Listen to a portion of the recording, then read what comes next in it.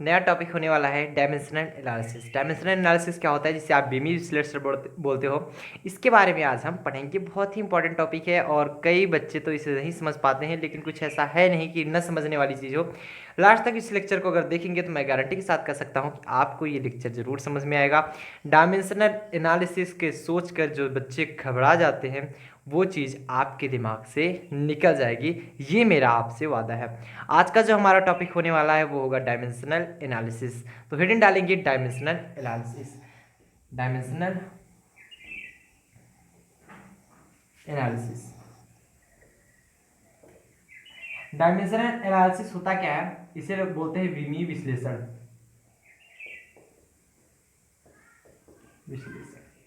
ठीक, dimensional analysis. अब dimensional analysis पढ़ने से पहले आपको पता होनी चाहिए डायमेंशन क्या होता है।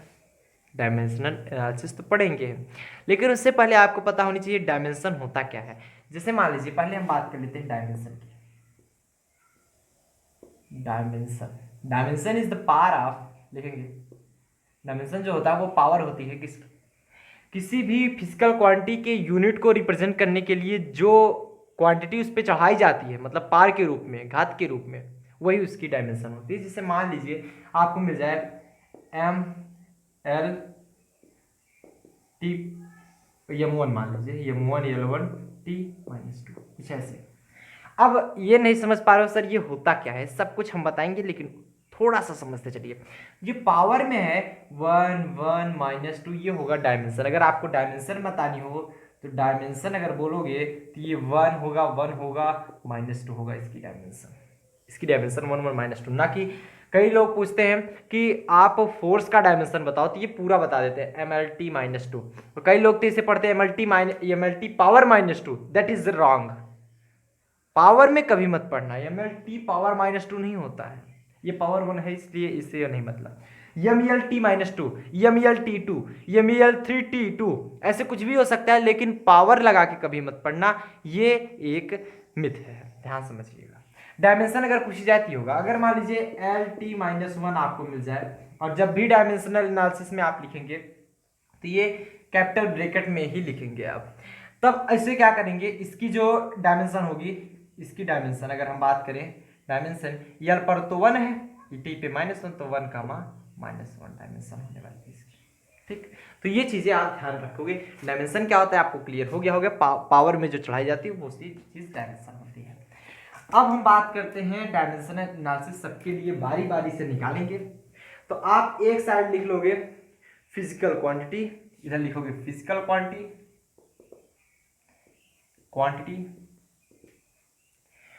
और बीच में लिखने वाले हो आप यूनिट लिख लो, यूनिट और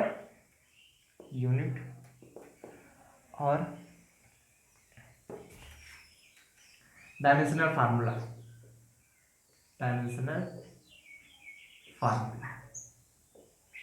ठीक, निकालते कैसे हैं पहले ये जानिए। सबसे छोटी सी छोटी क्वांटिटी लेंगे और सबके बारे में निकालने के लिए हम देखेंगे यहाँ पर। ठीक, चलिए फिजिकल क्वांटिटी में अगर हम ध्यान दें, जैसे आप निकाल लीजिए एरिया का, जिसे हम क्षेत्रफल भी बोलते हैं। एरिया का अगर हमें निकालना हो तो कैसे निकालोगे एरिया का। देखिए, किसी भी डायमेंशनल एनालिसिस आप पढ़ रहे हो, डायमेंशनल फार्मूला तभी निकाल सकते हैं जब तक आपको यूनिट नहीं पता है। यूनिट अगर पता होगी तभी निकाल पाएंगे, अदरवाइज हम नहीं निकाल पाएंगे यूनिट। एरिया को कैसे रिप्रेजेंट करते हैं, एरिया होता है, आप जानते हो, लेंथ इंटू परपेंडिकुलर, या लेंथ इंटू ब्रेथ बोल सकते हो। तो length into breadth, length into breadth होता है ना, लंबाई गुड़े चौड़ाई, या विड्थ लिख सकते हो इसको। तो लेंथ इंटू ब्रेथ, लंबाई गुड़े चौड़ाई। अब लेंथ को आप यहां से, अभी हम मान लीजिए डायरेक्ट को बता दिए, मास को अगर दिखाना होगा, मास, तो कैपिटल एम से आप यहां पर दिखाओ कुछ ऐसे कैपिटल ब्रैकेट में। सेकंड को दिखाना होगा टाइम, टाइम को अगर आपको रिप्रेजेंट करना हुआ आप कैपिटल टी से दिखाओगे। अगर आपको डिस्टेंस रिप्रेजेंट करना होगा, डिस्टेंस, लेंथ मापते हो, कैपिटल एल से दिखाओगे, क्योंकि डिस्टेंस जो होगा लेंथ में ही तो मेजर करोगे। आपको अगर एम्पियर दिखाना हुआ, एम्पियर, तो ये आप कैपिटल ए में दिखाओगे। और और बस इतना ही होता है लगभग, और भी जो बढ़ता चला जाता है उसी हिसाब से हम करते चले जाएंगे। तो ये सब हमेशा यूज होने वाली है, यानी एल टी ए, एम्पियर को ए से। चलिए अब हमें निकालना है डायमेंशनल फार्मूला, विमीय सूत्र जिसे आप बोलते हो। ये मात्रक है, ये विमीय सूत्र है। लंबाई लेंथ, लेंथ को किससे, कैपिटल एल से। ब्रेथ भी हमारा डिस्टेंस ही है। अगर मान लो यही हमारा व्हाइट बोर्ड मान लो, लेंथ अगर ये हुआ, ब्रेथ हमारा ये हुआ, तो ये भी तो हमारा दो के दोनों हमारे डिस्टेंस ही है। तो दो के दोनों हम किससे रिप्रेजेंट करेंगे, यहाँ से। जो आपका फाइनली डायमेंशनल फार्मूला आ जाएगा वो आएगा L2, एल स्क्वायर नहीं L2 होगा। मतलब पावर में इसे नहीं बोलते हैं एल की पावर 2, ऐसा कुछ नहीं, L2। डायमेंशन अगर पूछा जाए तो डायमेंशन इसका 2 होगा। दूसरा हमारा आ जाता है दूसरी चीज आप निकाल लेंगे वॉल्यूम का। वॉल्यूम जिसे आप आयतन लिखते हो, वॉल्यूम इसे लिखते हो आयतन ना, वॉल्यूम। वॉल्यूम का क्या निकालोगे, आप जानते हो length into breadth into height तीनों होता है। Length into breadth into height तीनों होता है, आप जानते हो। जैसे सपोज दैट हमें एक मान लीजिए, अगर हमारा वॉल्यूम निकालना हो, क्या निकालेंगे, पहले लेंथ निकालेंगे, ब्रेथ निकालेंगे कितनी मोटाई है, उसके बाद कितनी ऊंचाई है, ये चीज दिखाएंगे। लेंथ ब्रेथ, एक छोटा सा सिंपल आप समझ लीजिएगा। जैसे मान लीजिए एक बुक है, एक कोई बुक है, बुक की लेंथ निकालनी हो, लेंथ निकालेंगे, ब्रेथ निकालेंगे ना, या अभी ऐसे समझिए, एक लेंथ निकालेंगे, ब्रेथ निकालेंगे और ये इसकी हाइट भी निकालेंगे, चाहे जो भी समझ लीजिए, मतलब तीनों डायमेंशन होना चाहिए। अगर आपको लेंथ ब्रेथ हाइट ऐसे निकालना हो, कैसे भी निकाल लीजिए, लेंथ ब्रेथ और इसकी हाइट ऊंचाई। लेंथ तो हमारी ये हो जाएगी, ब्रेथ हमारी ये पार्ट और हाइट ये पार्ट, तीनों पार्ट होता है। तब अब आप तीनों पार्ट देखोगे, length into breadth into height, लेकिन तीन की तीनों हमारे डिस्टेंस ही है, तीन की तीनों हमारे लंबाइयां ही हैं। तो आप क्या करोगे, यल यल, ऐसा मत कर देना कि बी की जगह बी लिख देना। लेंथ हमारा है, कोई भी लेंथ हो, चाहे ब्रेथ हो चाहे हाइट हो, निकाला तो जैसे हमारी हाइट अगर मालूम करनी हो, हम कैसे मापेंगे, हाइट ऊंचाई ही मापी नहीं हो, यल ही लिखेंगे उसके लिए डायमेंशन, क्योंकि उसके लिए हमारी डिस्टेंस ही तो देख रहे हैं ना, नीचे से लेकर ऊपर तक कितना डिस्टेंस है। यल इंटू यल क्या हो जाएगा, यल क्यूब नहीं L3, डायमेंशन इसका 3 होगा। तीसरी चीज, अगर अब हमको निकालना हो क्या, वेलोसिटी, वेलोसिटी जिसे आप बोलते हो वेग। वेलोसिटी बराबर क्या होता है, हम जानते हैं वेलोसिटी बराबर होता है विस्थापन बटा समय, जिसे आप डिस्प्लेसमेंट अपान टाइम लिखते हो। डिस्प्लेसमेंट अपान टाइम, देखो ना, डिस्प्लेसमेंट क्या है, एक दूरी ही है, लेंथ ही है, डिस्प्लेसमेंट भी न्यूनतम दूरी है, बस अंतर इतना है। तो उसको भी किससे रिप्रेजेंट करेंगे, कैपिटल एल से। अपान टाइम को किससे रिप्रेजेंट करते हैं, कैपिटल टी से। निकालेंगे कैसे, यल टी, टी यहां पर 1 है, T1 है, ऊपर जाकर T -1 हो जाएगा। यल टी पावर -1 नहीं, यल टी -1, समझ पाए। फोर्थ, ये तो वेलोसिटी की बात हुई। अगर हम सेम टू सेम स्पीड की बात करें, स्पीड जिसे आप बोलते हो चाल, स्पीड, इसका मतलब क्या होता है, डिस्टेंस अपान टाइम, दूरी बटा समय, डिस्टेंस अपान टाइम। डिस्टेंस को क्या लिखोगे, यल ही लिखोगे, टाइम को टी ही लिखोगे, इसका भी यल टी -1 ही आएगा सेम। लेकिन अगर इसकी डायमेंशन पूछी जाए, डायमेंशन 1 -1, इसकी 1 -1, ठीक, क्योंकि इस पर अगर डिनोट नहीं किया जा रहा है तो 1 है इस पे, लेकिन लिखा नहीं जाता 1। अरे किसी की पावर अगर -1 कर दे तो कोई दिक्कत थोड़ी पड़ता है। आप कहोगे सर पावर यहाँ कहाँ से आ गया, देखिए यहाँ पर भी वही फंडा है, L1 लिखे तो कोई मतलब है नहीं उससे, 1 क्वांटिटी है तो मतलब है, L2 लिखा गया तो मतलब यल और यल है, वही फंडा, लेकिन पढ़ा नहीं जाता, ये ध्यान देना। यल स्क्वायर कभी नहीं पढ़ा जाता, यल की पावर 2 भी नहीं पढ़ा जाता। कई जगह कई बच्चे गलती कर जाते हैं, तो उससे आपको हमेशा बचना होगा। इसलिए हम पावर में एक भी यार नहीं बता रहे हैं, ताकि आपके दिमाग में पावर बैठे ही ना, शुरुआती से ही आप यल टी -1 ही पढ़ें, शुद्ध पढ़िए। अगला चीज अगर हम देखें, फिफ्थ पॉइंट, अगला आता है हमारा क्या, फोर्स। आप कोई भी निकाल सकते हो, फोर्स को लिखते हैं बल, फोर्स, फोर्स को लिखते हैं, फोर्स बराबर क्या होता है, मास इंटू एक्सीलरेशन, ये तो होता है ना, अरे F बराबर m में ही तो होता है, मास इंटू एक्सीलरेशन। जब उसको हम देखेंगे तो हमारा क्या निकलेगा, चलिए, लेकिन फोर्स से पहले आपको देखना होगा एक्सीलरेशन आ गया, एक्सीलरेशन तो जानते ही नहीं तो कैसे निकालेंगे। चलिए पहले एक्सीलरेशन ही हम देख लेते हैं, पहले हम देखेंगे एक्सीलरेशन। फिफ्थ हमारा हो जा रहा है एक्सीलरेशन, एक्सीलरेशन जिसे आप त्वरण बोलते हो। त्वरण का कैसे निकालते हैं, एक्सीलरेशन बराबर हम जानते हैं वेलोसिटी अपान टाइम होता है। और भी इसको रिप्रेजेंट करें तो आप एक तो यहां से देख सकते हो वेलोसिटी अपान टाइम मान लीजिए होता ही है, तो वेलोसिटी अपान टाइम हो गया। वेलोसिटी का आप लोग जानते हो, ये देखिए वेलोसिटी का जानते हो lt माइनस 1 होता है। तो या फिर वेलोसिटी को निकालने के लिए आप डिस्प्लेसमेंट अपान टाइम रखेंगे, डिस्प्लेसमेंट अपान टाइम का स्क्वायर हो जाएगा, यहां से देख सकते हैं। तो उसको हमें रखने की जरूरत नहीं क्योंकि हमने निकाला है ऑलरेडी। वेलोसिटी क्या होता है lt माइनस 1 और टाइम का क्या होता है t, क्या आ जाएगा एल टी माइनस 1 है, टी पावर टी भी ऊपर जाएगा, टी माइनस 1 होगा, टी माइनस 1 टी माइनस 2 हो जाएगा। ठीक, अब हमें निकालना है अगर फोर्स, अब निकालना चाहे तो अब निकल जाएगा क्योंकि हमें मालूम हो गया। बस ये क्या होता है, F बराबर m में, न्यूटन्स लॉ, न्यूटन का नियम का अगर देखेंगे F बराबर m में क्या होता है, F बराबर m मतलब मास होता है, द्रव्यमान गुणे त्वरण, एक्सीलरेशन। एक्सीलरेशन मास का क्या होता है हमने बताया, कैपिटल एम से रिप्रेजेंट करते हैं। एक्सीलरेशन क्या होता है एल टी माइनस 2, टोटल अगर देखा जाए एम एल टी माइनस 2। अब आया ना समझ में, जो शुरुआत में लिखे थे एम एल टी माइनस 2 क्या था, यही था। चलिए नेक्स्ट पॉइंट देख लेते हैं। पॉइंट वाइज हम ऐसा बता रहे हैं, ऐसा नहीं है कि आप एक ही तरफ से इसको याद करना पड़ेगा, आपको सिर्फ ये वैल्यू याद हो जानी चाहिए बस। पॉइंट वाइज इस तरफ करें, जैसे एक्सीलरेशन नहीं मालूम था, हम निकाल नहीं पाए थे एक्सीलरेशन, इसलिए आप स्टेप वाइज स्टेप धीरे धीरे करके अगली अगली स्लिप चढ़ेंगे तो आराम से चलते चले जाएंगे। यहाँ तक सबको समझ में आ रहा है ना।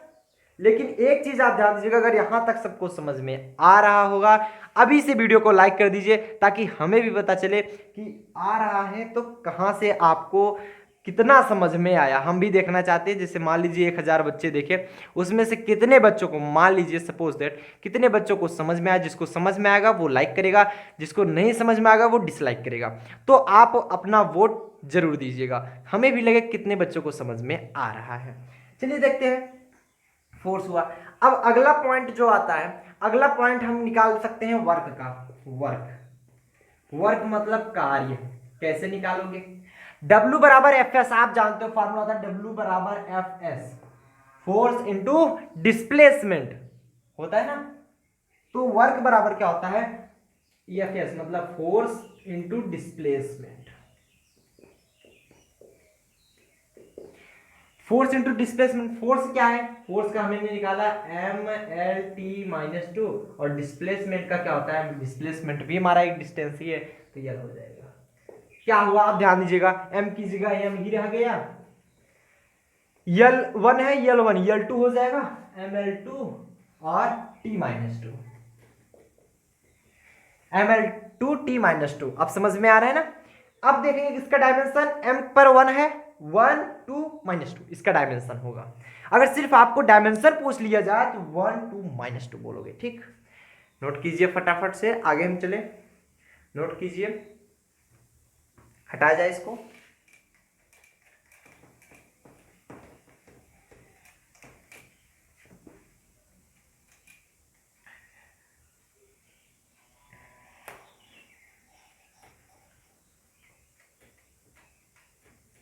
हमारा एक दूसरा चैनल भी है, लिंक आपको डिस्क्रिप्शन बॉक्स में दे देंगे हमारे दूसरे चैनल का।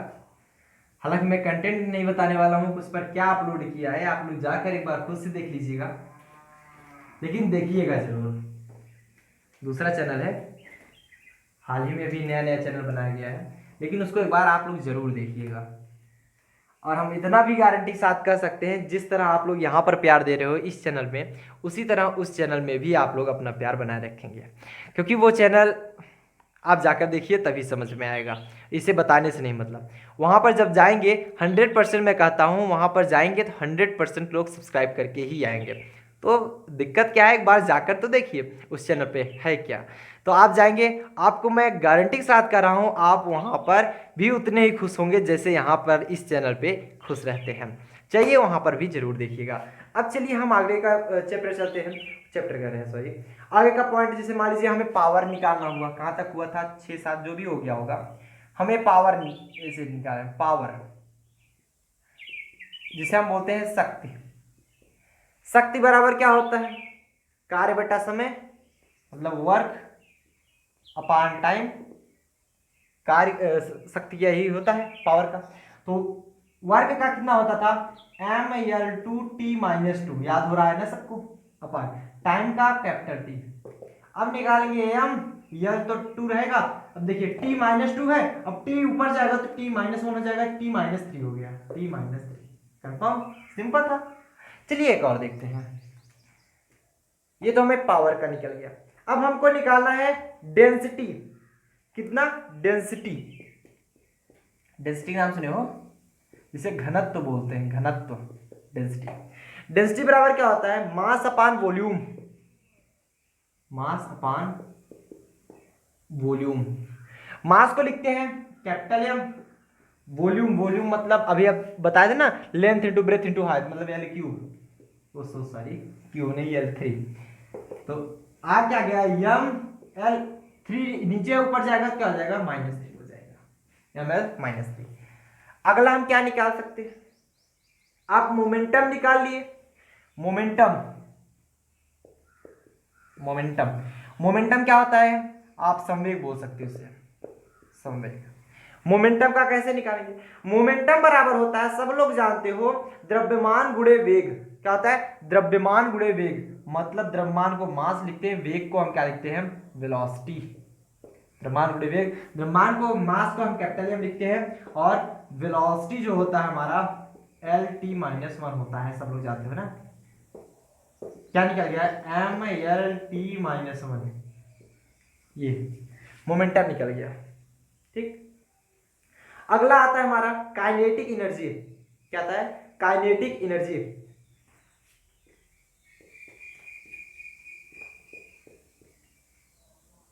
जिसे हम गतिज ऊर्जा बोलते हैं, गतिज ऊर्जा। अब गतिज ऊर्जा कैसे निकालोगे ये पहले बता दो, गतिज ऊर्जा कैसे निकालोगे, कुछ बच्चे तो कंफ्यूज हो गए होंगे। हम बता दें, गतिज ऊर्जा की जो फार्मूला होता है, क्या होता है, हाफ यम, यम मतलब मास इंटू वेलोसिटी का स्क्वायर, वेलोसिटी का square, half M V square, यही तो होता है। तो हाफ तो यहाँ पर कंसीडर नहीं किया जाएगा, डायमेंशनल फार्मूला में किसी भी इस क्वांटिटी को कोई भी हमारा प्रियॉरिटी नहीं दिया जाता, मतलब हाफ हमारे लिए नहीं जाएगा। तो मास का क्या होता है, कैपिटल एम ही होता है। वेलोसिटी का स्क्वायर, वेलोसिटी का स्क्वायर मतलब एल का स्क्वायर T-2 हो जाएगा, इसका स्क्वायर करना है। तो अब कहोगे सर यल पावर 1 था, मतलब पावर नहीं, यल 1 था तो उसका स्क्वायर करेंगे तो 1 का स्क्वायर 1 ही आता है। तो आप समझ लीजिए सिंपल सा, दो वेलोसिटी है, दो वेलोसिटी, एक वेलोसिटी के लिए L-T-1, दूसरे वेलोसिटी के लिए L-T-1। आप समझ में आया। अब क्या हुआ, यम, इसीलिए कहते हैं पावर नहीं है ये, यम यल था, यल था, मल्टीप्लाई में पावर्स जो होती हैं ऐड हो जाती हैं, L1 L1 L2 हो गया, और T-1 T-1 T-2 हो गया। अगला हम क्या निकाल सकते हैं, काइनेटिक एनर्जी के बाद अगर निकालना चाहें, आप निकाल सकते हैं ग्रेविटेशनल पोटेंशियल एनर्जी। क्या, gravitational, gravitational potential energy, gravitational potential energy, बार फिर से लिख दे रहे हैं, gravitational potential energy. Gravitational potential energy को बोलते क्या है, गुरुत्वीय स्थितिज ऊर्जा लिख लीजिएगा। क्या लिखे, गुरुत्वीय स्थितिज ऊर्जा, नहीं तो लिख दे रहे हैं गुरुत्वीय स्थितिज ऊर्जा। अब ग्रेविटेशनल पोटेंशियल एनर्जी बराबर क्या होता है, किसको किसको याद है, हम जानते हैं मास इनटू, जैसे द्रव्यमान गुणे गुरुत्वीय त्वरण गुणे दूरी होता है, तो मास इनटू गुरुत्वीय त्वरण क्या बोलते हैं, gravitational acceleration, gravitational acceleration into distance, ये फार्मूला होता है। हम हिंदी इंग्लिश इसलिए पढ़ाते हैं, काफ़ी हिंदी बोर्ड के भी हैं, तो वो कहते हैं कि सर हमारे लेवल का भी पढ़ाई आप इंग्लिश में ही पढ़ाते जा रहे हैं, तो इसीलिए हम हिंदी और इंग्लिश मिक्स करके पढ़ाते हैं, ताकि हम सोचते हैं हर एक पर्सन को हिंदी भी आनी चाहिए और इंग्लिश भी आनी चाहिए। ऐसा नहीं है कि आप इंग्लिश बोर्ड के पढ़ते हो तो सिर्फ इंग्लिश ही पढ़ो, हिंदी भी जानो उसकी क्या होता क्या है, और अपनी मातृभाषा है, तो वो चीज़ हम पढ़ेंगे। और जो हिंदी बोर्ड से हैं वो भी इंग्लिश जाने, ताकि होता क्या है उनके बारे में भी वो कंफर्म जान सकें, क्योंकि आगे चल के आपको सब कुछ इंग्लिश में ही मिलने वाला है। ये मत सोचिए कि आपको हिंदी में मिलेगा, चाहे आप बीएससी करेंगे, चाहे आप आईआईटी या नीट जेई जिसकी भी तैयारी करेंगे, आपको क्या होगा, इंग्लिश में ही मिलने वाला है। तो हम इस पे बात करते हैं ग्रेविटेशनल पोटेंशियल एनर्जी के बारे में। Mass into gravitational acceleration into distance. Mass का क्या होता है, आप कैपिटल एम लिखते हो, ग्रेविटेशनल एक्सीलरेशन, अब यहां पर बात आती है ग्रेविटेशनल एक्सीलरेशन का क्या होगा, वो चीज जानेंगे, ग्रेविटेशनल एक्सीलरेशन का क्या होगा। ठीक, तो हम जानते हैं इधर लगा है एक्सीलरेशन, चाहे वो ग्रेविटेशनल एक्सीलरेशन हो चाहे नॉर्मल एक्सीलरेशन हो, इसका क्या होगा, एक्सीलरेशन क्या होता है एल टी माइनस टू, तो ग्रेविटेशनल एक्सीलरेशन का भी हमारा एल टी माइनस टू ही होगा। दूरी है, डिस्टेंस है, तो इसका एल, आप समझ में आ रहा है ना, यम है और कहीं नहीं है, यल यहां पर 1 है, यल यहां पर 1 है, तो यल 2 हो जाएगा, यम यल 2 टी माइनस टू। ठीक, काफी डायमेंशनल फार्मूला होंगे जो सेम रहेंगे। चलिए आगे देखते हैं, अगला हमारा क्या आ जाता है, प्रेशर। प्रेशर लिखेंगे, प्रेशर, यह लिखते हैं दाब।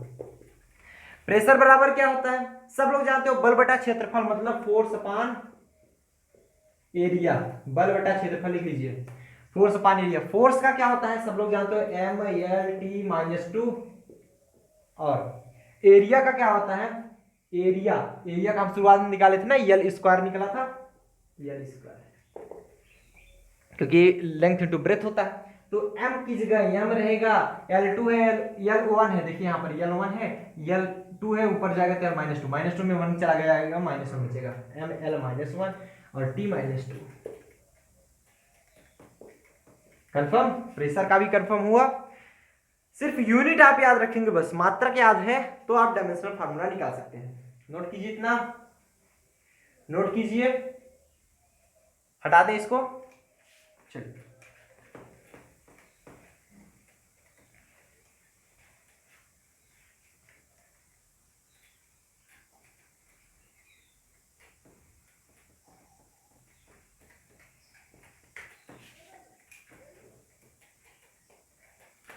समझ में आ रहा है ना आप सब लोग को, कंफर्म हो रहा है। चलिए अगला जो फार्मूला आ जाता है हमारा, अगर निकालना हो, इंपल्स, आवेग। आवेग जानते हैं, बल उड़े समय होता है, सब लोग जानते हो, इंपल्स, आवेग। आवेग बराबर क्या होता है, बल गुड़े समय एफ इंटू टी, तो फोर्स इंटू में टाइम। फोर्स क्या होता है, एम एल टी -2, और टाइम क्या होता है कैपिटल टी। वो क्या आ जाता है हमारा, यम एल टी -2 है, t1 है, तो -2 में 1 चला जाएगा, क्या बचेगा, -1, यम एल टी -1। देख रहे हैं, इसका भी सेम है ना वो डायमेंशनल फार्मूला। ठीक, एम एल टी -1 और किसका निकला था, मोमेंटम का निकला था, इंपल्स का भी वही आ गया। और अगर हम देखना चाहें टार्क का, देख लेंगे, टार्क, टार्क, टार्क। पूछोगे सर ये क्या है, टार्क मतलब होता है बल आघूर्ण, बल आघूर्ण। इसका होता है फोर्स इंटू डिस्टेंस, फोर्स मतलब बल, डिस्टेंस इंटू मतलब दूरी, बल गुणे दूरी। तो फोर्स का क्या होता है, एम एल टी -2, और दूरी का क्या होता है, डिस्टेंस, डिस्टेंस का क्या होता है, एल, क्या निकल जाएगा, एम एल टू टी -2। ठीक, नोट करते चलिए, टार्क का भी निकल गया। जिसका फार्मूला आपको नहीं भी पता है वो चीज याद कर लीजिएगा। अब हम बात करते हैं किसका, स्ट्रेस का, जिसे आप प्रतिबल बोलते हो, बल बटा क्षेत्रफल होता है, स्ट्रेस। अभी हम पढ़ेंगे स्ट्रेस आगे, स्ट्रेस, स्ट्रेस और स्ट्रेन दोनों पढ़ेंगे। स्ट्रेन की कोई भी बीमा नहीं होती, नॉट डायमेंशनल फार्मूला स्ट्रेन का, बट स्ट्रेस का होता है, जिसे हम प्रतिबल बोलते हैं, स्ट्रेस, प्रतिबल। प्रतिबल क्या होता है? Force upon area. Force upon area. Force क्या होता है? यम यल टी माइनस टू, और एरिया क्या होता है? L two. वो क्या जाता है हमारा? यम यल टू है, ऊपर जाएगा माइनस टू में एक चला जाएगा, माइनस वन बचेगा, टी माइनस टू। ठीक। अगला हमारा क्या आता है स्ट्रेस के बाद? स्ट्रेस के बाद अगर हम निकालें स्ट्रेन की, जैसे हम बात किए थे विकृति, स्ट्रेन इसे बोलते हैं विकृति, विकृत। तो विकृत कैसे निकलेगा? विकृत मतलब होता है लंबाई में वृद्धि बटे प्रारंभिक लंबाई। Change in length, change in length, कितनी लंबाई में चेंज हुई है, अपान इनिशियल लेंथ, जो पहली की लेंथ है, इनिशियल लेंथ। ये सब आगे पढ़ेंगे हम आगे चल के, लेकिन अभी से फार्मूला याद रखिएगा। तो वहां पर जब निकालने की जरूरत पड़ेगी ना, तब आपको पेज नहीं पलटने पड़ेंगे, फार्मूला नहीं ढूंढना पड़ेगा, आपको डायरेक्टली याद रहेगा, आप बोल दोगे। चेंज इन लेंथ, लेंथ को कैपिटल जैसे ही रिप्रेजेंट करते हैं, और इसको भी लेयर से ही ये कट जाता है, इसलिए इसकी ये it is a dimension less formula, इसका कोई भी डायमेंशन नहीं होता है। आप कहोगे सर ये कटेगा तो 1 बचना चाहिए, हाँ हम समझ सकते हैं आप लोग क्या करें। देखिए यल है, और ये जब ऊपर जाएगा तो यल माइनस वन हो जाएगा, तो यल पावर 1 है, पावर नहीं है ध्यान दीजिएगा, लेकिन ऐड वैसे ही किया जाता है, लेकिन पढ़ा नहीं जाता, माइनस वन, यल पावर 0। तो डायमेंशन 0 मतलब पूरा 0, it is a dimension less. अगर हम यम 0 की बात करें, इसकी कोई वैल्यू है नहीं है, मतलब नथिंग। और जब पावर में क्या आती है, यम पावर 0 है तो उसकी वैल्यू 1 आती है। ठीक। अब देखिएगा अगला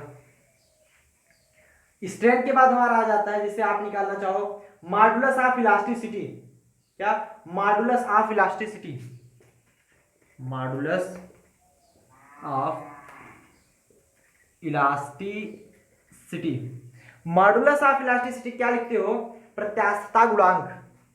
हिंदी बोर्ड बच्चे ध्यान देंगे, प्रत्यास्थता गुणांक। अब मॉडुलस ऑफ इलास्टिसिटी फार्मूला क्या होता है? आगे चल के भी हम इसको भी पढ़ेंगे, मॉडुलस ऑफ इलास्टिसिटी भी। बोलोगे सर अभी क्यों बता रहे हो? अब इसलिए बता रहे हैं ताकि आपको फार्मूले याद करने में कभी दिक्कत ना हो। अभी से याद किए रहोगे ना, वहां पर डायमेंशन खूब बढ़िया से निकालोगे, नहीं तो परेशान हो जाओगे एकदम से।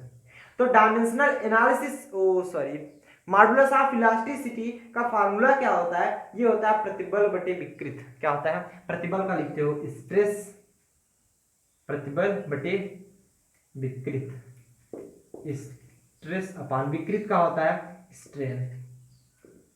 स्ट्रेस का फार्मूला भी आपने देखिए निकाला, ये रहा फोर्स अपॉन एरिया, मतलब इसका इतना आया M L minus one T minus two, और विकृत का तो कुछ आया नहीं, नॉट, कोई भी डायमेंशन नहीं होता। ये मत सोचना जिसका अपॉन 0 है तो उसकी वैल्यू इनफाइनाइट है, ऐसी कुछ बात नहीं है। ये आया M L minus one T minus two, note कीजिएगा, समझ में आ रहा है ना? अब अगर हम बात करते हैं, अगला क्या आ जाएगा हमारा? Surface tension. क्या? सरफेस टेंशन, पृष्ठ तनाव जिसे बोलते हैं हम, सरफेस टेंशन।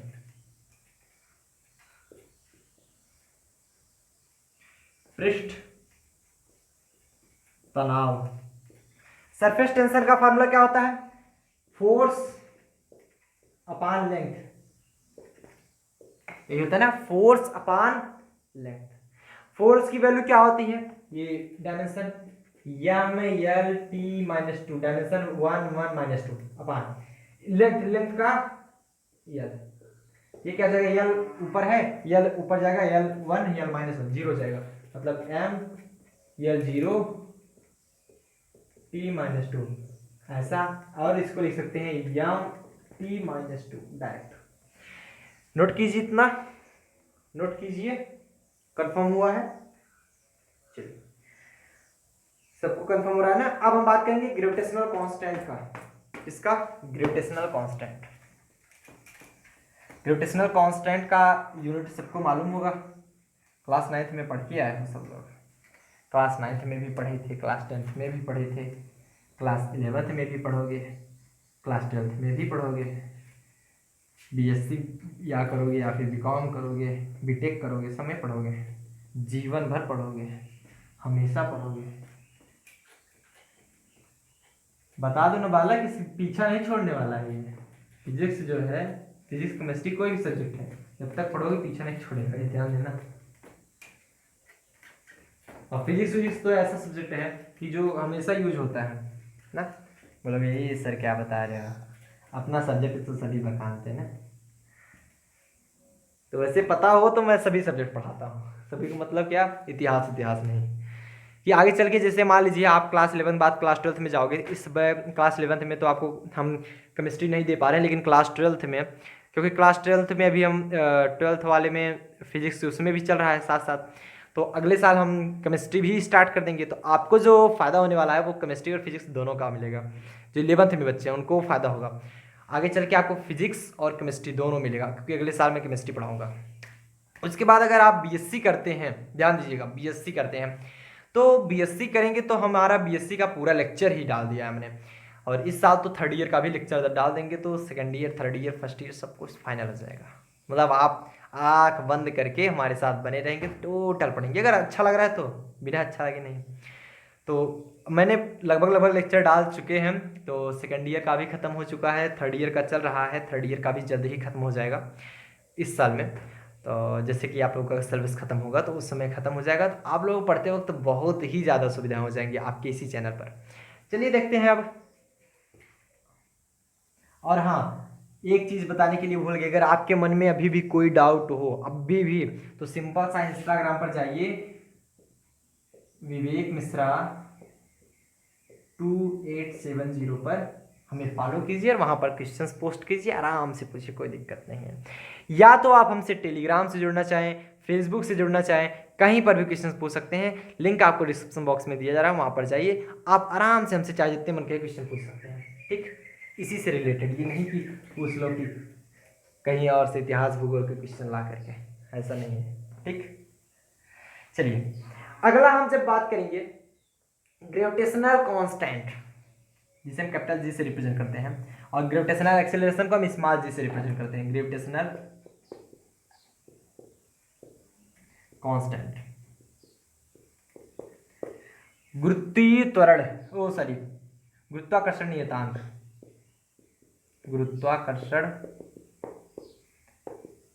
नियतांक, जिसे हम कैपिटल जी से रिप्रेजेंट करते हैं, गुरुत्वाकर्षण नियतांक। अब हम निकाले क्या थे, आप जानते थे F बराबर G(m²/r²), सर ये क्या बता रही है, M1 M2 होता है बालक, हम कोई m द्रव्यमान लिए हैं, सेम द्रव्यमान लिए तो यही से निकलेगा ना, आगे चल के हमारा वही निकल गया G(F)r²/m², मतलब यहीं से फार्मूला निकाल सकते हो, ये न्यूटन ग्रेविटेशनल एक्सीलरेशन का ग्रेविटेशनल कांस्टेंट निकालने का फार्मूला है। तो हम जानते हैं कैसे निकालेंगे, क्योंकि ये फोर्स क्या होता है, ग्रेविटेशनल फोर्स से ही तो होता है, ग्रेविटेशनल फोर्स बराबर G(m1 M2/r²। अगर हमारा द्रव्यमान एक है तो m² हो जाएगा, नहीं भी एक है तो m1 को भी हम m से रिप्रेजेंट करेंगे, m2 को भी m से रिप्रेजेंट कर दें, आएगा हमारा m2 ही। इसका क्या होता है, force, F R force, r मतलब डिस्टेंस का स्क्वायर, डिस्टेंस का स्क्वायर अपान m का स्क्वायर मतलब मास का स्क्वायर, ये तो होगा, निकाल लेंगे अब।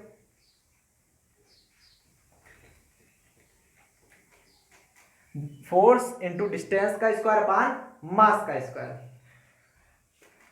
फोर्स मतलब बल, डिस्टेंस मतलब दूरी, मास मतलब द्रव्यमान, फोर्स का निकालेंगे m(L_T)-2, डिस्टेंस स्क्वायर मतलब L2, मास का स्क्वायर मतलब m2।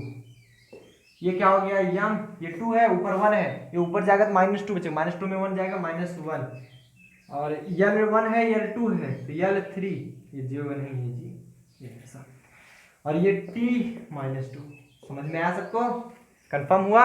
चलिए अगला निकालेंगे, ग्रेविटेशनल कांस्टेंट भी हो गया, और कुछ बचा है, ग्रेविटेशनल फील्ड स्ट्रेंथ, गुरुत्वीय क्षेत्र की तीव्रता, gravitational field strength, गुरुत्वीय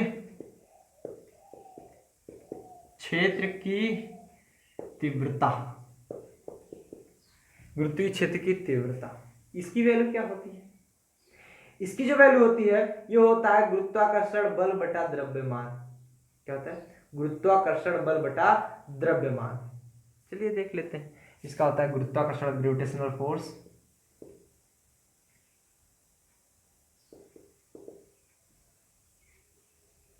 force by mass. ठीक, तो ग्रेविटेशनल फोर्स, फोर्स हम होता है M L T minus two. आप लोग जानते हो फोर्स, चाहे ग्रेविटेशनल फोर्स हो चाहे इलेक्ट्रोमैग्नेटिक फोर्स हो चाहे जो भी फोर्स हो होगा यही M L T minus two पर। मास का होता है एम, क्या हो जाएगा, या तो ऊपर जाएगा हट जाएगा, तो एल टी माइनस टू आ गया। नोट कीजिए, ये आ गया एल टी माइनस टू। सबको कंफर्म होता है? कंफर्म। अब बात कर लेते हैं ग्रेविटेशनल पोटेंशियल की। कार्य बटा द्रव्यमान होता है gravitational potential. Gravitational potential, gravitational मतलब होता है गुरुत्वीय, पोटेंशियल मतलब होता है विभव, गुरुत्वीय विभव। ग्रेविटेशनल पोटेंशियल, ग्रेविटेशनल पोटेंशियल की अगर वैल्यू हमें मालूम हो, यूनिट हम निकाल सकते हैं। इसका वैल्यू होता है वर्क अपान मास। फोर्स अपान मास होता है उसकी तीव्रता, तो विभव निकालना हो तो वर्क अपान मास। वर्क का क्या होता है M L two T minus two, mass का होता है एम,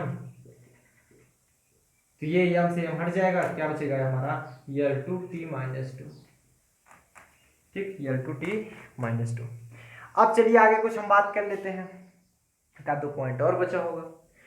जैसे हमारा आ जाता है फोर्स कांस्टेंट की वैल्यू, फोर्स कांस्टेंट सब बता देंगे, कुछ छोड़ेंगे नहीं। फोर्स कांस्टेंट, फोर्स मतलब होता है बल, कांस्टेंट मतलब नियतांक। बल नियतांक का क्या होता है?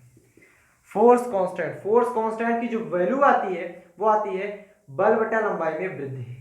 बल, force upon change in length, बल बटा लंबाई में वृद्धि, चेंज इन लेंथ। किसी किसी में आरोपित बल लिखा गया मतलब अप्लाइड फोर्स। फोर्स का क्या होता है M L T minus two, और लंबाई में वृद्धि मतलब एल ही होने वाला है। एम एल टी, एल से एल हट जाएगा, क्या बचेगा M T minus two. Generally अब समझ में आ रहा होगा ना, आप सबको समझ में आ रहा होगा। चलो और कुछ बचा है, फ्रीक्वेंसी, फ्रीक्वेंसी, फ्रीक्वेंसी, फ्रीक्वेंसी मतलब आवृत्ति होती है, सब लोग जानते हो आवृत्ति। आवृत्ति का फार्मूला कौन बताएगा? 1 अपान टाइम, वो हाँ आवर्तकाल, आवर्तकाल का इनवर्स होता है ना 1 अपान टाइम, तो 1 अपान कैपिटल में टी, ये जो निकल जाएगा टी में minus one, T minus one, dimension इसकी -1 है। ठीक, अब आता है हमारा एंगल, रेडियन में एंगल अगर निकालना हो, एंगल, एंगल तो देवदूत वाला नहीं, ये कोण वाला है। एंगल मतलब होता है कोण। अब कोण का कितना होता है आर्क अपान रेडियस, चाप बटे त्रिज्या, आर्क अपान रेडियस। दिख रहा है सबको प्रॉपर? कैमरे में दिख रहा है सबको? दिख तो रहा है। आर्क अपान रेडियस, आर्क का क्या होता है, आप भी हम आर्क भी हमारी एक प्रकार की लेंथ ही है, तो लेंथ अपान लेंथ, जीरो, लो लास्ट में जीरो ही आ गया, कोण है लास्ट में जीरो है। आर्क, आर्क भी हमारी एक प्रकार की लेंथ ही होती है। नोट कर लीजिए, नोट कर लीजिए फटाफट से। समझ में आ गया सबको? समझ में आया? नोट कीजिए फटाफट से, हटाए अभी भागो मत लेक्चर छोड़ के, अभी और बचा है बालक। नहीं तो सोचे सर मजा आ गया, तो भाग रहे हैं हम लोग।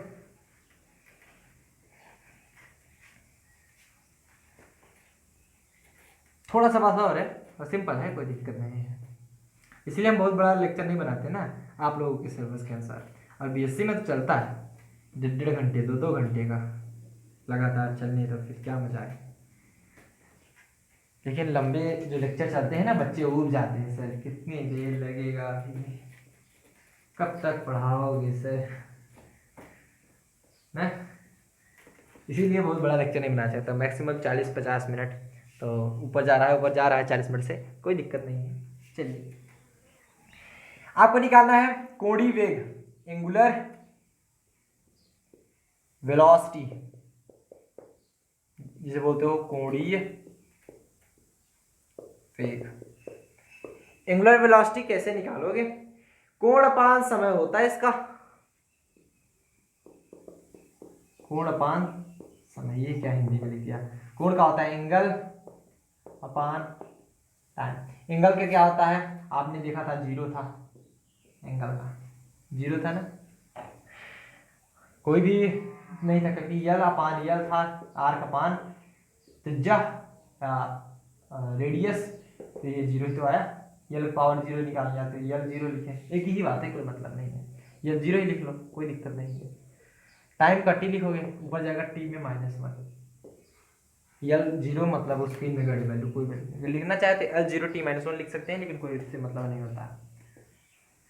आगे जो हम लिखना चाहें वो होता है हमारा angular acceleration. Angular acceleration, angular acceleration का क्या होगा, हम जानते हैं ये होता है angular velocity upon time.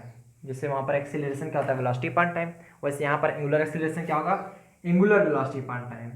Angular velocity, angular velocity Hindi जानते हो ना, कोणीय वेग अपॉन टाइम।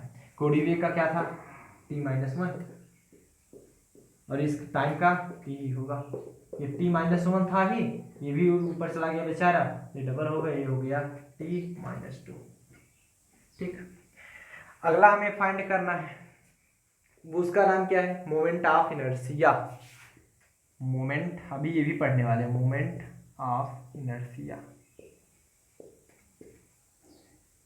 इनर्शिया जिसे आप बोलते जड़त्व आघूर्ण ना, जड़त्व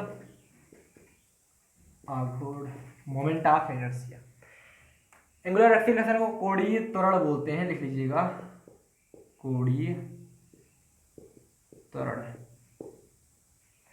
तो जड़त्व आघूर्ण का क्या होता है, मोमेंट ऑफ इनर्शिया का द्रव्यमान इंटू दूरी का स्क्वायर, मास इंटू दूरी का क्या होता है डिस्टेंस, डिस्टेंस का स्क्वायर, क्योंकि मोमेंट ऑफ इनर्शिया को आई से रिप्रेजेंट करते हैं, आई बराबर एम आर स्क्वायर होता है, तो एम आर स्क्वायर, इसे मोमेंट ऑफ इनर्शिया को आई से रिप्रेजेंट करते हैं, आप लोग जानते हो, क्या वैल्यू बताएं सब लोग, तो जानते तो हो।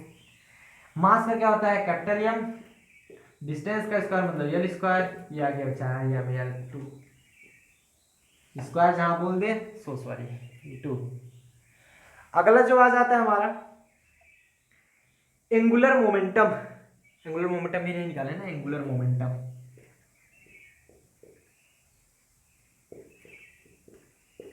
इसका होता है कोणीय संवेग, कोणीय संवेग एंगुलर मोमेंटम। इसका क्या होता है जड़त्व आघूर्ण गुणे कोणीय वेग, जड़त्व आघूर्ण मतलब moment of inertia I into कोणीय वेग, कोणीय वेग किधर गया, एंगुलर वेलोसिटी, कोणीय वेग, कोणीय वेग को ओमेगा से रिप्रेजेंट करते हैं, आप लोग जानते हो ओमेगा, और जब पढ़ाएंगे तो भी बताएंगे, अभी आएगा आपके। एंगुलर एक्सीलरेशन को अल्फा से रिप्रेजेंट करते हैं, तो ये ओमेगा हो जाएगा। क्या लिखें आप लोग समझ लो, ये लिखें आई, आई मतलब ये निकालो क्या निकला है m/2, और ओमेगा, ओमेगा मतलब एंगुलर वेलोसिटी t-1, क्या गया ml2t-1। ठीक, आगे एंगुलर मोमेंटम भी निकल गया, और कुछ बचा है, याद करो याद करो, कुछ और बचा है, हाँ स्पेसिफिक हीट बचा है, स्पेसिफिक हीट, स्पेसिफिक हीट, विशिष्ट ऊष्मा जिसे हम बोल सकते हैं, विशिष्ट ऊष्मा। ज्यादा टाइम तो नहीं जा रहा है आप लोगों का, देखने के बाद ज्यादा कहाँ है, 84 मिनट तो है अभी, अभी ज्यादा कहाँ हुआ, अभी पढ़ते रहो ऐसे, अभी 2-4 घंटे पढ़ेगा अरे सर मर जाएंगे। विशिष्ट ऊष्मा, विशिष्ट ऊष्मा मतलब स्पेसिफिक हीट, कैसे निकालते हैं, इसका होता है ऊष्मीय ऊर्जा ना बटे द्रव्यमान गुणे ताप वृद्धि, ऊष्मीय ऊर्जा मतलब हीट एनर्जी, हीट एनर्जी बटे अपान में, हीट एनर्जी अपान में द्रव्यमान इंटू ताप वृद्धि मतलब मास इंटू ताप वृद्धि का भी क्या बोलते हैं, change in temperature, change in temperature समझ लीजिएगा। Heat energy, heat energy, energy कोई भी हो, जैसे वहां पर वर्क भी एक प्रकार की एनर्जी होती है, तो ml2 ml2t-2 निकाल लेते ना। अब देखो अपान में मास को क्या लिखेंगे, m लिखेंगे, टेम्परेचर लिख के क्या लिखेंगे, चाहे चेंज हो चाहे ना चेंज हो सबको वही लिखेंगे। यम ऊपर जाएगा हट जाएगा क्योंकि ऊपर नीचे सब बराबर है, यम तो हट गया, यल एक ही है तो L2, T-2 है ऊपर जाएगा T-3, L2 T-3, इसका ये आ गया। इतना छाप लो जल्दी जल्दी, सब लोग नोट करेंगे। अब आगे हम बात करेंगे कोफिशिएंट ऑफ लीनियर, एक बोर्ड और भरेंगे बस और ज़्यादा नहीं बताएंगे, उतने में ख़त्म हो जाएगा, टेंशन मत लो, डोंट वरी बालक डोंट वरी, पढ़ते रहो।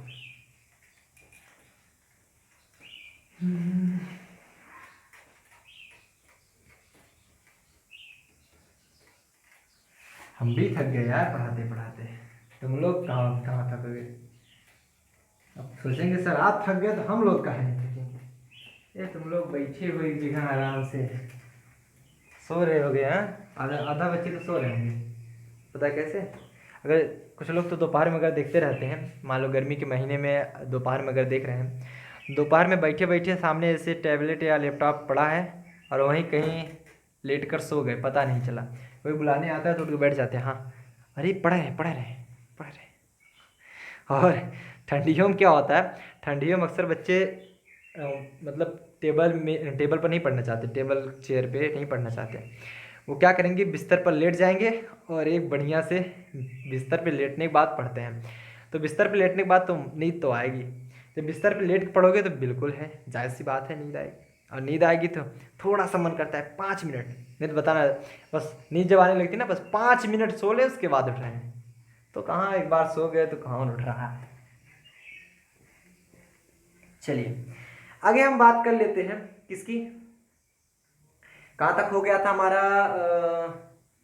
रेखीय प्रसार गुणांक बताना था ना, कोफिशिएंट ऑफ लीनियर एक्सपेंशन, लेकिन उससे पहले आप देख लीजिए अभी और बचा है, स्पेसिफिक हीट के बाद आप थर्मल कैपेसिटी देख लीजिए, थर्मल कैपेसिटी ऊष्माधारिता, अभी ऊष्माधारिता क्लास 12th में पढ़ोगे, थर्मल कैपेसिटी इसे ऊष्माधारिता बोलते हैं, ऊष्माधारिता, थर्मल कैपेसिटी, ये क्लास 11 में पढ़ा दे रहे हैं ना, फिर नहीं ये मिलने वाला, ध्यान देना, इसके बाद ये नहीं मिलेगा, इसको बताया जाएगा, बस आ जाएगा आपको तुरंत निकालना पड़ेगा वहां पर, इसलिए यहीं पर सब चीज बता दिया जाता है। Thermal capacity, thermal capacity formula क्या होता है, सब लोग जानते हो, द्रव्यमान गुणे विशिष्ट ऊष्मा, मास into specific heat, specific heat कभी निकाले थे ना, मास का क्या होता है कैपिटल एम, स्पेसिफिक हीट का L2T-3 क्या हो गया एम L2T-3, छापो एम L2T-3, ठीक। एक मिनट, कुछ गलती तो नहीं हो रही है, कुछ गड़बड़ लग रही है हमको, गलती यहाँ पर हुई है, ये हटा रहे हैं, स्पेसिफिक हीट में ही गलती हो रही है, चलिए स्पेसिफिक हीट में एक बार फिर से बता देते हैं, स्पेसिफिक वाला मत लिखिएगा, वो वाला गलत है, हीट जिसे आप विशिष्ट ऊष्मा लिखते हो, स्पेसिफिक हीट को क्या लिखे थे, फार्मूला क्या होता है स्पेसिफिक हीट का, स्पेसिफिक हीट का फार्मूला होता है पहले तो ऊष्मीय ऊर्जा, हीट एनर्जी अपान में mass into change in temperature, सब लोग जानते हो ना, मास एक minute, mass into change in temperature, यहीं पर गलती हुई थी, हीट एनर्जी है तो यम L2T-2 सब लोग जानते हो, और मास है, मास का यम होने वाला है, और चेंज इन टेम्परेचर में जो चेंज होता है उसे थीटा से रिप्रेजेंट करते हैं, ये चीज गलती हो गई थी, सिर्फ टेम्परेचर को टी से रिप्रेजेंट करते हैं, अगर चेंज इन टेम्परेचर की बात की जाए तब हम थीटा से रिप्रेजेंट करते हैं। आप कहोगे चेंज इन लेंथ को कहीं से किसी और से नहीं रिप्रेजेंट करते, लेंथ में भी चेंज होता है, मतलब लंबाई में वृद्धि हो रही है, लंबाई हो रही है, मतलब सबको अलग अलग से रिप्रेजेंट किया गया है, तो इससे जब हम निकालेंगे यम तो हमारा कट जाएगा, बचेगा क्या आपका L2T-2 थीटा -1, ये बचेगा, अब निकलेगी, अब बढ़िया से निकलेगी। अब आप निकालो ऊष्माधारिता, हीट कैपेसिटी ऊष्माधारिता,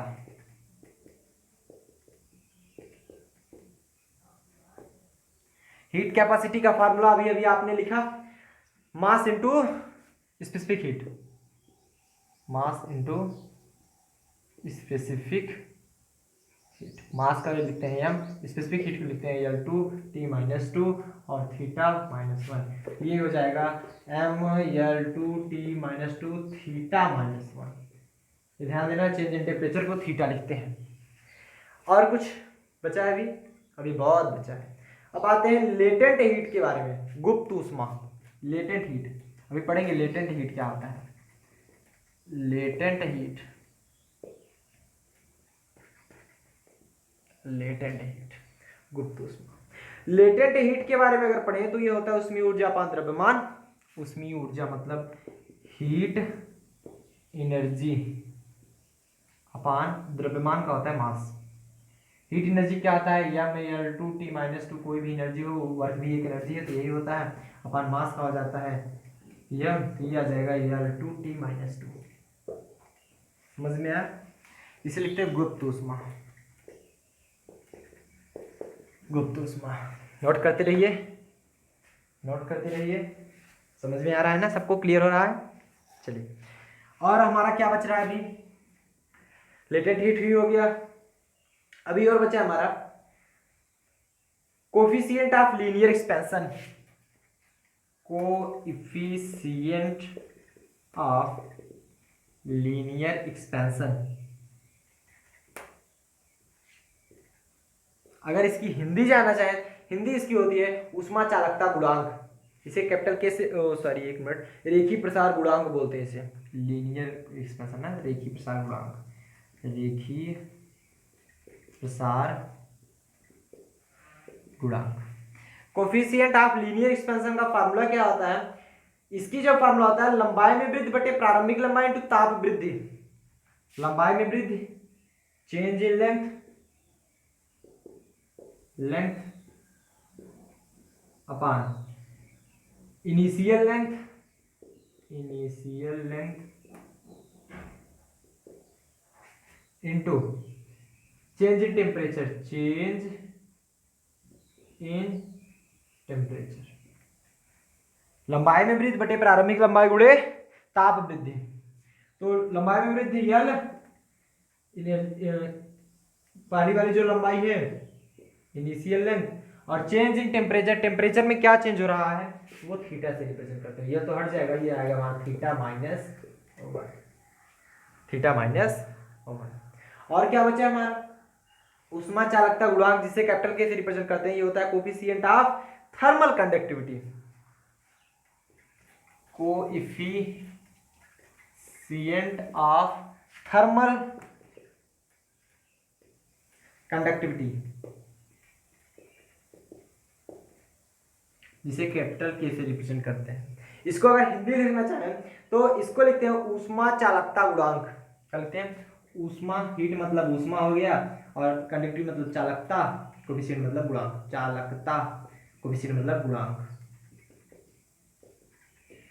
ऊष्मा चालकता गुणांक का जो फार्मूला होता है वो होता है ऊष्मीय ऊर्जा, ऊष्मीय ऊर्जा, एक मिनट कहाँ लिखे हैं, heat energy, heat energy multiply में ऊष्मीय ऊर्जा हो गया। एक मिनट, इसको जगह ज्यादा बना देते हैं, ये लंबा फार्मूला है, देखेंगे हीट एनर्जी मल्टीप्लाई में, हीट एनर्जी जिसे आप ऊष्मीय ऊर्जा बोलते हो, मल्टीप्लाई में डिस्टेंस अपान डिस्टेंस, टोटल अपान, टोटल अपान क्या होता है? क्षेत्रफल गुणे तापांतर गुणे समय अंतराल। क्षेत्रफल, क्षेत्रफल में बोलते हैं एरिया, एरिया इंटू तापांतर, change in breath, change in temperature into, और क्या होता है हमारा? समय अंतराल, जिसे हम बोलते हैं change in time, change in time. तो हीट एनर्जी, हीट एनर्जी का जो होगा हमारा, हीट एनर्जी ये भी एक प्रकार की एनर्जी है, तो ML2 T-2, डिस्टेंस का लिखोगे L डिवाइड बाई एरिया का होगा L square, change in temperature आप जानते हो थीटा, और चेंज इन टाइम थीटा। यहाँ से m रहेगा, m तो रहेगा ही, m में कोई दिक्कत नहीं। L2 L3 हो जाएगा और ये ऊपर जाएगा 2 से ये वाला L2 कट जाएगा, एक ही L बचेगा, m T-2 है, ये भी ऊपर जाएगा T-3 और थीटा भी ऊपर जाएगा θ-1। समझ में आया सबको? कैलकुलेशन सबको आता है? इतने में नहीं हो पाया, अभी एक बोर्ड और भरेंगे, टेंशन मत लेना। नोट करिए, हटा जाए इसको। सबको कंफर्म होता है? चलिए, अरे अभी तो हम इसी से पूछ देते हैं, ये गड़बड़ काम हो गया, इससे पूछना है।